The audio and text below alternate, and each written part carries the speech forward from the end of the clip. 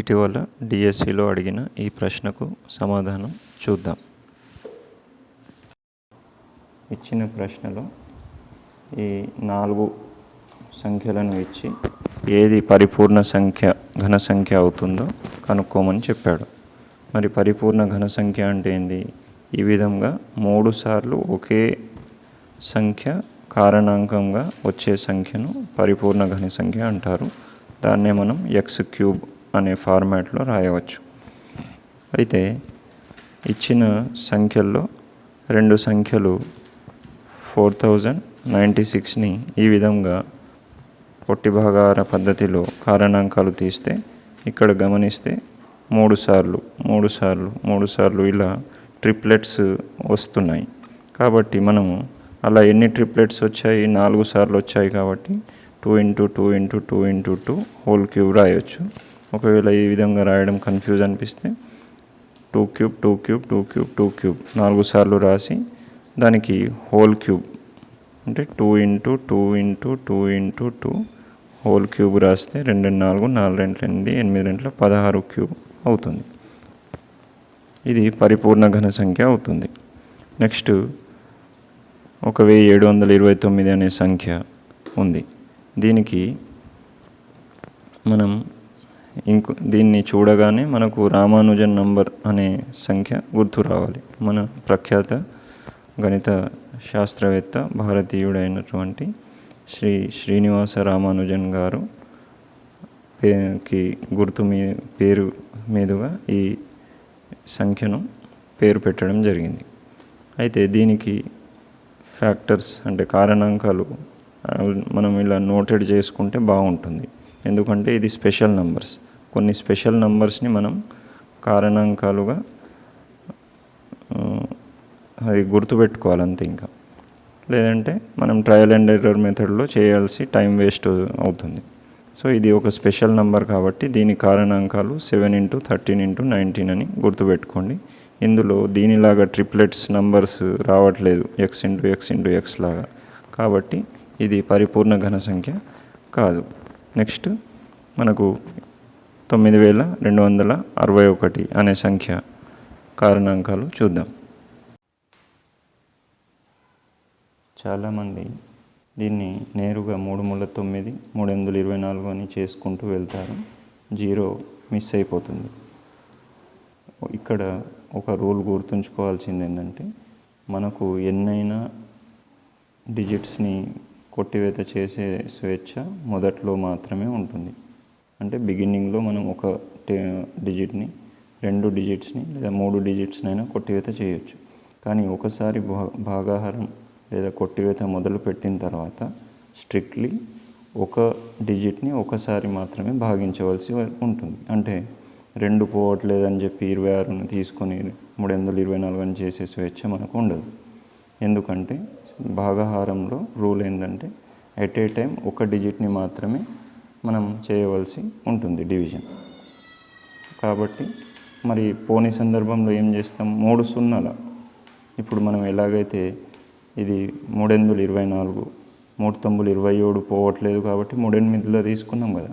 Same అలాగే 3 1ల 2 పోనప్పుడు 1 కన్నా చిన్నది ఏమవుతుంది? 0 అవుతుంది. సో 3 సున్నాలు 0 చేసి మిగిలిన 2ని అటు ఇచ్చి కంటిన్యూ చేయాలి. నెక్స్ట్ మళ్ళీ ఇది కూడా 3 ఎక్కంలో పోతుంది. ఎందుకంటే 3 యొక్క భాజనీయత సూత్రాలు తెలిసిన వారికి అవగాహన వస్తుంది. 3 2 6 3 9 27. నెక్స్ట్ మళ్ళీ ఇది కూడా 3 ఎక్కంలో పోతుంది. 3 3 9 చేతన 1 3 4 12 3 3 9. 343 అనేది ఒక స్పెషల్ నంబర్.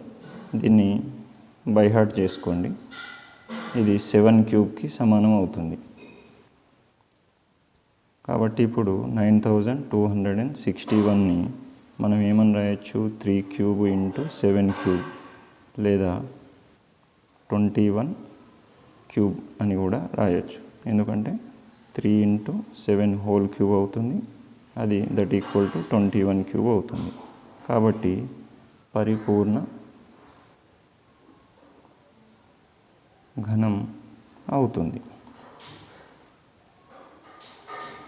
అంటే ఇప్పటి వరకు ఇది అయ్యింది. ఇది అయ్యింది, ఇది కాలేదు. నెక్స్ట్ ఇప్పుడు ఈ సంఖ్యను టెస్ట్ చేద్దాం. 6859.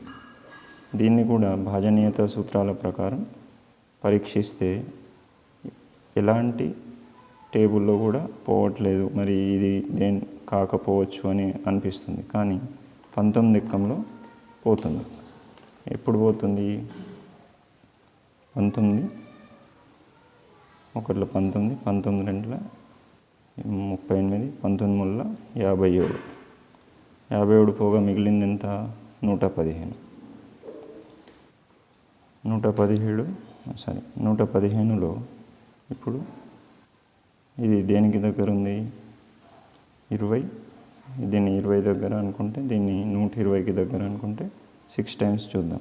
19 6ల 6 9 54, 6 1 6, 7 8 9 10 11.